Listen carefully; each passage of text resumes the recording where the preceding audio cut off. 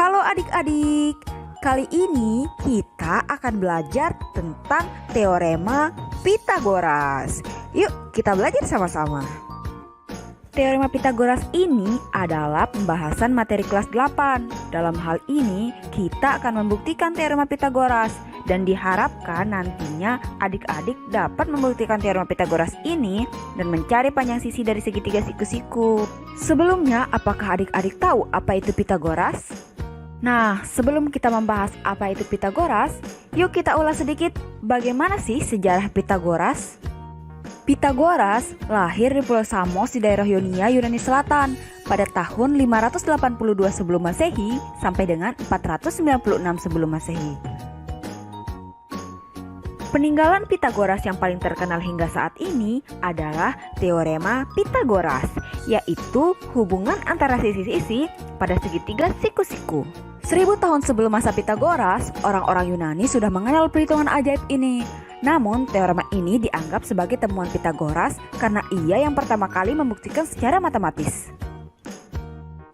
Nah, sekarang saatnya kita akan membahas apa sih teorema Pythagoras itu? Jadi, teorema Pythagoras adalah teorema yang menunjukkan hubungan panjang sisi-sisi pada segitiga siku-siku. Segitiga siku-siku ini memiliki 3 bagian.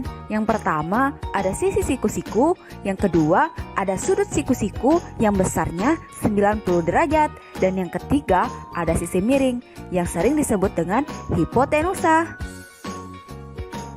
Selanjutnya, kita akan membuktikan teorema Pythagoras ini. Yang pertama dengan menggunakan luas segitiga siku-siku dan luas persegi. Misalkan di sini kita memiliki 4 segitiga siku-siku yang identik, di mana 4 segitiga siku-siku ini nantinya akan disusun sehingga berbentuk persegi besar.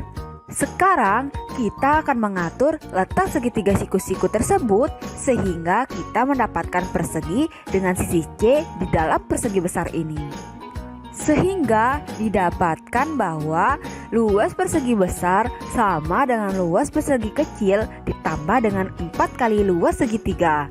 Nantinya kita akan mendapatkan hubungan Pythagoras, yaitu A kuadrat plus B kuadrat sama dengan C kuadrat.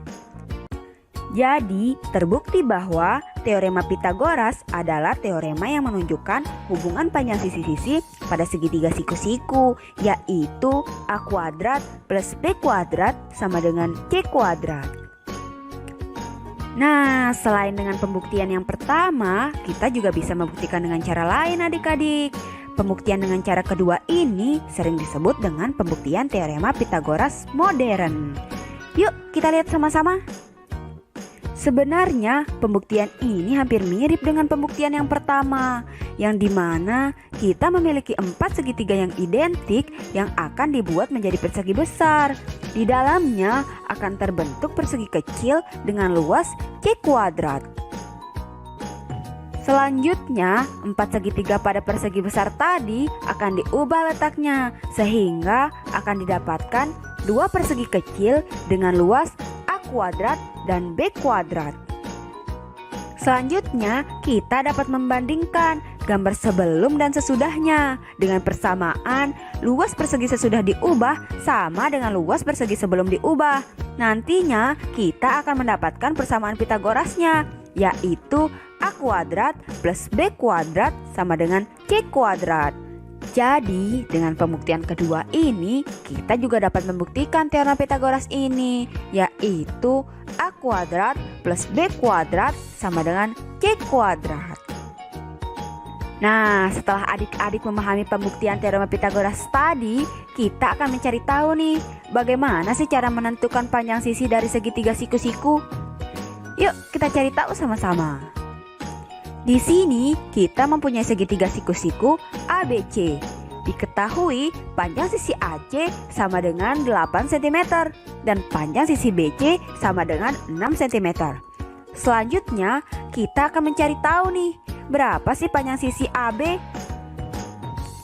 Yang pertama kita ingat dulu teorema Pythagoras yang tadi, yaitu A kuadrat plus B kuadrat sama dengan C kuadrat. Selanjutnya kita dapat menjabarkannya sehingga mendapatkan panjang AB, yaitu 10 cm. Nah, bagaimana? Sudah paham kan adik-adik? Jadi, kita dapat menyimpulkan, teorema Pitagoras adalah teorema yang menunjukkan hubungan panjang sisi-sisi pada segitiga siku-siku, yaitu A kuadrat plus B kuadrat sama dengan C kuadrat, yang artinya kuadrat sisi miring segitiga siku-siku sama dengan jumlah kuadrat dari sisi yang lain. Nah, itu dia penjelasan dari kami tentang pembuktian teorema Pitagoras. Semoga adik-adik bisa memahami penjelasan dari kami ya.